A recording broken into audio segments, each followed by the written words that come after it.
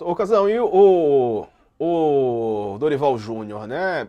Tá na marca do pênalti mesmo? Deve continuar? Não deve? Qual que é a tua avaliação do trabalho dele até aqui? Cara, assim, antes de falar do Dorival, só queria falar uma coisinha sobre a seleção brasileira. A questão da seleção não é resultado e não é correr risco de ir para a Copa do Mundo. Porque para a Copa do Mundo ela vai. Ela ia quando os classificados eram menores, né, menos número. Hoje classifica todo mundo, a seleção brasileira vai para a Copa. O problema da seleção brasileira é o futebol que ela está jogando e a falta de identificação que ela tem com o povo brasileiro. E isso é muito mais difícil de conquistar do que a vaga para a Copa do Mundo. Você reconquistar a identificação, você reconquistar a confiança do torcedor ir para o estádio, porque ele não porque é só jogo da seleção brasileira, porque ele se identifica com aquele time, é uma tarefa dificílima, tem muito pouco tempo e o Dorival está remando contra a maré do que ele falou no início. Logo que ele chegou, o Igor vai se lembrar muito bem, na coletiva ele falou assim, ó, meu principal objetivo é recuperar a confiança do torcedor e identificar a seleção com eles. Essa parte do processo, ele não saiu do lugar, não conseguiu. O futebol que a seleção apresenta é o mesmo que apresentava com o Fernando Diniz, com o Ramon, ou com o Tite, um pouco melhor às vezes, um pouco pior, mas nada que tenha passado muito acima do que os outros estavam fazendo. A seleção não joga bem, foi a primeira vez nas eliminatórias que o Brasil não ganha da Venezuela em duas partidas. O Brasil fez 2 pontos com a Venezuela. Aí vão me dizer, Casão, mas a Venezuela evoluiu. O futebol não tem mais bobo. Cara, essas frases, elas não existem. A Venezuela evoluiu e ela continua sendo bem inferior ao Brasil. O Brasil tinha que ter ganho da Venezuela, pelo menos em casa. Então, essa história não tem mais bobo no futebol só aparece quando o seu time está mal. Porque quando o seu time está bem, os outros são bobos, né? Porque você ganha de todo mundo. Aí, quando a seleção não ganha de ninguém, ou não joga bem contra ninguém, aí não tem mais bobo no futebol. Para mim, eu sou muito mais direto. Muito mais direto. A seleção brasileira está devendo futebol. Está devendo identificação com o torcedor. Tem que parar de falar. As entrevistas são péssimas. E tem que começar a jogar e se identificar com o torcedor. E outra coisa, um recadinho para a CBF. Começa a fazer jogo da seleção brasileira no Maracanã, no Morumbi, no Mineirão, né, ou em Minas, ou no Sul também. Porque o que passa que a seleção tem medo de jogar no Sul e no Sudeste pela cobrança maior do torcedor. Vai para os lugares, vai para o Nordeste, que teoricamente tudo é festa, ou vai para o Centro-Oeste, que acha que vai ser recebido, que todo mundo vai aceitar, mesmo que jogar mal, mesmo que jogar mal, e não é assim, porque contra a Venezuela, na primeira fase, que foi 0-0, foi 1-1, foi o dia que atacaram o Pipoca quando o Neymar estava saindo e saiu aquela confusão toda. O público lá de Cuiabá não gostou do que viu da seleção brasileira. Então a seleção brasileira tem que jogar também nos grandes centros do futebol brasileiro. São Paulo, Rio, Minas e Rio Grande do Sul. Para também esse público ver a seleção brasileira e cobrar. É com cobrança que esses caras vão entender o que significa a seleção brasileira. Não é ficar se escondendo do torcedor mais crítico, que isso vai melhorar. É isso aí. Para quem nos acompanha na TV, um intervalinho, a gente volta nos Tente Só. Até já. Seguimos ao vivo no YouTube e nas redes sociais. Casão, e o Dorival, a gente tem um pouquinho de tempo agora durante o break para a TV, mas quero te ouvir sobre o trabalho dele também, né? Você acha que deve permanecer, não deve? Qual que é a culpa dele nisso Não. tudo? Não, eu nem penso em saída de Dorival. Eu, particularmente, nem penso em saída de Dorival. Eu analiso o trabalho do Dorival. Eu gostei no início e não estou gostando hoje. Eu acho que ele está convocando mal. Eu acho que o Danilo não tem que ser mais convocado. O Danilo não deveria estar nessa lista, nem na lista passada. Agora, o Wanderson, né, que estava... É o Wanderson, né, Igor? Isso, o Wanderson está suspenso. Então, está suspenso. Vai ter que jogar o Danilo. Vai ter que jogar o Danilo. Então, o Danilo estava indo mal na pior parte da seleção brasileira. O Danilo era lateral direito. Agora, quando ele resolveu tirar o Danilo do time, mas não da convocação, e colocar um outro lateral direito, ele continuou chamando o Danilo, e agora ele vai ter que pôr o Danilo para jogar. E o Danilo hoje tem só uma escolha: jogar para cacete, apoiar, marcar, fazer uma grande partida, porque se ele não fizer, vai sobrar para ele e vai sobrar para o Dorival. Sabe? O Danilo, na minha visão, até para preservar, não sei se eu não convocaria mais definitivamente, mas tinha que ser preservado, porque o ambiente não está favorável a ele. Então eu não gosto dessa parte do Dorival. Já quero ouvir o Igor também, assim que a gente voltar aqui para a TV também, eu quero te ver sobre esse assunto. Enquanto isso, Igor, temos 30 segundinhos. Hoje o jogo é que horas mesmo? 10 da noite? 21h45 lá na Arena Fonte Nova. Acho que vale deixar a gente falar um pouquinho da escalação quando reconectar com todo mundo. Essa partida ela vai marcar a 14ª partida do Dorival Júnior com a frente da seleção brasileira. Então, vai ser a última partida do ano e fica aquela questão, né? Vai ser a última impressão que a seleção brasileira vai dar nesse ano de 2024 e aí só volta a jogar em março do ano que vem, Diego. Muito bom, pessoal. Agora a gente vai voltar aqui para a TV, 6h34 pelo horário de Brasília. Reunindo toda a nossa audiência de volta, seguimos falando sobre seleção brasileira. Quero te ouvir, Igor, sobre o trabalho do Dorival. Aproveito para falar um pouco sobre os números dele, né? E esses resultados têm deixado a torcida insatisfeita, mas na tua avaliação, que está acompanhando de perto, aí você acha que é o caso de repensar o futuro?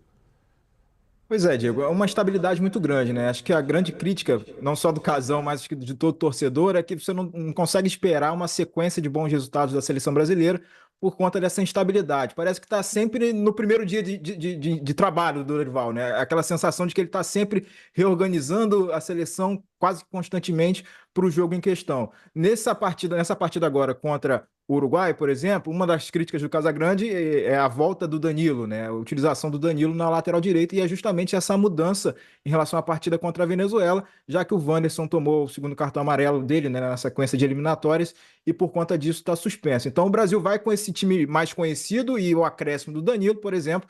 Tem o Ederson no gol, o Danilo formando ali a lateral com Marquinhos, Gabriel Magalhães e Abner, que é uma novidade recente também nesse arranjo da seleção brasileira. E aí o meio-campo com Bruno Guimarães, o Gerson, Rafinha, e o ataque com Savinho, Vini Júnior e Igor Jesus. O Dorival, que até agora, nos 13 jogos que fez com a seleção brasileira, ele tem 6 vitórias, 6 empates e uma derrota. Aí você pode pensar assim, empatou tanto quanto ganhou, perdeu só uma vez, mas a questão não é o resultado frio, né? É também o desempenho da seleção, que, claro, tem deixado a desejar, e esse Brasil que tem dificuldade de dar espetáculo e, como vai jogar pela última vez, só vai voltar a atuar em março do ano que vem, numa data FIFA muito difícil, que vai ser contra a Colômbia em casa, né? E contra a Argentina fora de casa. Então, passando esse jogo contra o Uruguai, certeza de pedreira em março do ano que vem, no local ainda que a CBF ainda precisa confirmar, né? Pelo menos em relação ao jogo aqui em território brasileiro, Diego.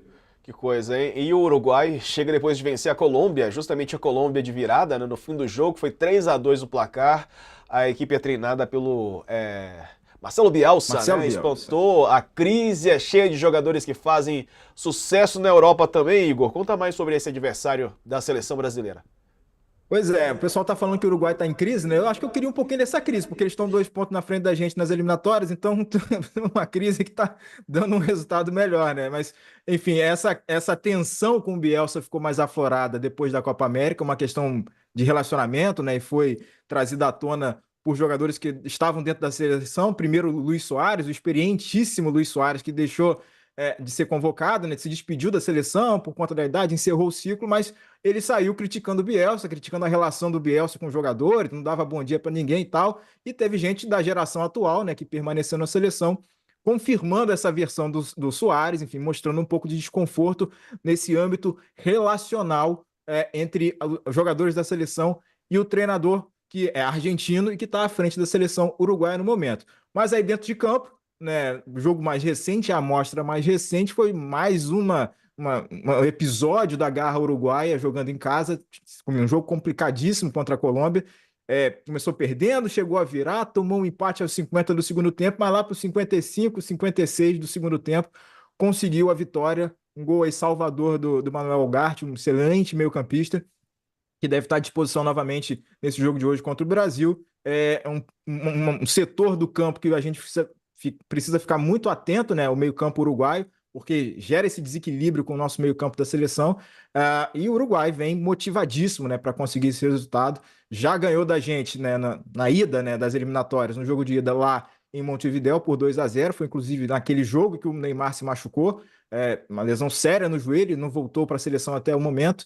E aí a gente reencontra o Uruguai agora também com o resquício da Copa América, né? O Brasil empatou 0-0 nas quartas de final da Copa América, foi eliminado pelo Uruguai nos pênaltis, então a gente volta a enfrentá-los com uma dívida aí recente, tentando pelo menos equilibrar um pouco esses confrontos recentes diante dos uruguaios. A gente sabe que é uma seleção complicadíssima e apesar desse problema relacional aí entre os jogadores e o treinador, dentro de campo, pelo menos o Uruguai tem dado resultado nessa fase, nesse ciclo de Copa do Mundo, pensando no Mundial de 2026 nos Estados Unidos, Canadá e no México.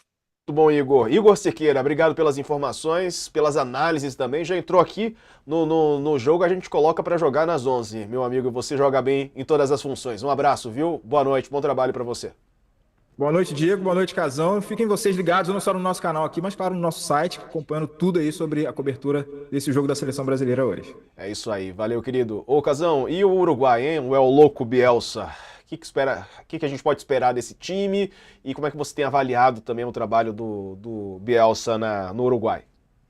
O Uruguai tem uma equipe forte, uma equipe, independentemente daquela tradicional garra uruguaia, é uma equipe muito consistente, tem um meio-campo muito forte fisicamente. O meio-campo do Uruguai, ele marca muito bem e sai muito bem para o ataque, chuta bem de longa distância. É uma equipe, nesse momento, melhor que o Brasil, mais organizada que o Brasil, é uma equipe mais consistente que o Brasil. O Brasil tem que levar em consideração que joga em casa, né? E tem que colocar uma intensidade maior no jogo do que vem colocando nas últimas partidas. O Brasil, talvez, das grandes seleções do mundo, talvez não, vou falar com toda certeza, das grandes seleções do mundo, é aquela que ainda não alcançou uma intensidade de jogo competitiva, né? Além de outras falhas, o Brasil ainda não tem uma equipe definida, o Brasil, tecnicamente, está inferior às outras seleções, o Brasil não tem identificação com o torcedor, coisa que o futebol uruguaio tem de sobra. Então tem muitas diferenças do Brasil de hoje com o Uruguai de hoje. O Brasil é favorito ao jogo contra o Uruguai? Eu não acho favorito. Eu acho que tem a vantagem de jogar em casa, né? Mas para ter essa vantagem, tem que igualar com o Uruguai o espírito de luta e a intensidade do jogo. Porque o futebol uruguaio, principalmente quando ele joga fora e contra o Brasil, é uma equipe que vai marcar muito forte. Uma equipe que chega ao limite, né? Ao limite da chegada, né? Um pouco fora do normal. Às vezes se fala muito da violência do futebol uruguaio. Eu não vejo o futebol uruguaio tão violento como era nos anos 70. Eu vejo que eles chegam junto no limite. E se o Brasil também não chegar junto no limite, hoje em dia, quem tem mais intensidade ganha de um time mais técnico, né? Eu não estou falando que o Brasil é mais técnico que o Uruguai, não. Só estou dando um exemplo de diferença. O Brasil tem que igualar o jogo nessa intensidade e nessa disputa, nessa dividida. Senão é engolido pelo Uruguai. Verdade, Casão. Hoje, então, 9h45, o Placar UOL acompanha e depois nossos programas de UOL Esporte também analisam esse jogo. Não posso deixar passar batido para falar do Corinthians também, que mudou de ideia, né? Antes estava